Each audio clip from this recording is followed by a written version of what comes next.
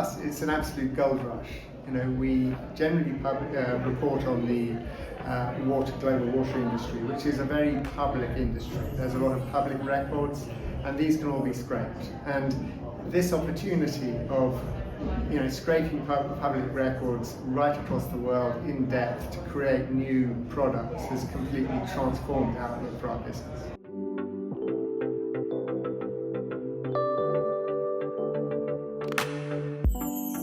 We, traditionally have had a magazine and a database which is largely about the forecasts and market sizing, and the magazine has generally tried to track water projects, and we used to track maybe 1,400 water projects at a time. We've just launched this new product where we're tracking 40,000 projects, and this has been something which our American editor sort of cooked up as a sideline in his sort of evenings and weekends, using Python and AI to scrape public documents, put it into a database, then start scraping the council minutes to find what the decisions on the projects were, and then more recently to scrape the live council meetings in order to get the decisions as they happen, and then building out the sort of the pricing side of it by incorporating data from other public documents about how much people have spent on different aspects of projects. So it's been completely transformational.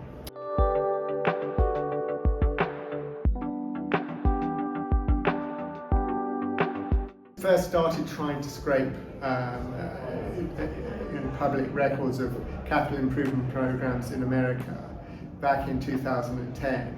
We set ourselves up in a sort of house in Austin, Texas, and we hired a whole load of people to download these things and read them and find out what the water projects were and put them into a database. And it cost us £1 million, and it completely failed because the revenues that we could get from it were just nowhere near enough to cover the cost of all the people doing it.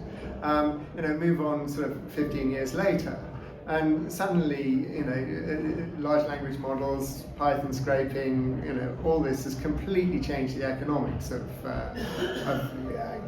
extracting information from these documents, and we're able, for less than 100,000, with some guy who's not a technical specialist, he's got a master's in English, to build a database with 40,000 projects in, which are updated daily as things happen, for less than £100,000, and we sold our first sub yesterday for £40,000. I mean, it's marvelous.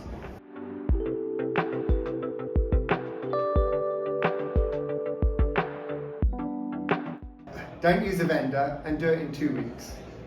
We had a terrible experience with an IT project with a company which was going to integrate all of our websites into a single platform, and it was all going to be marvelous, but they turned around 2 years later, having said it was only going to take 9 months, and said, actually, we can't do this, it's too difficult. And in the meantime, the whole world had moved on, and we had to move really quickly. And we now have a rule in the company that everything that we do in IT has to be done in 2 weeks, or actually everything we do altogether has to be done in 2 weeks, because everything changes so quickly now that you need that agility. You need to be able to say, these are the tools that we can use now, let's use them. Get at it, and then let's see where it takes us, and then have another look in 2 weeks' time, rather than thinking, okay, we're going to have a huge sort of external vendor supplied project, which will take a long time, will not quite deliver what you want, and could have a big risk of failure.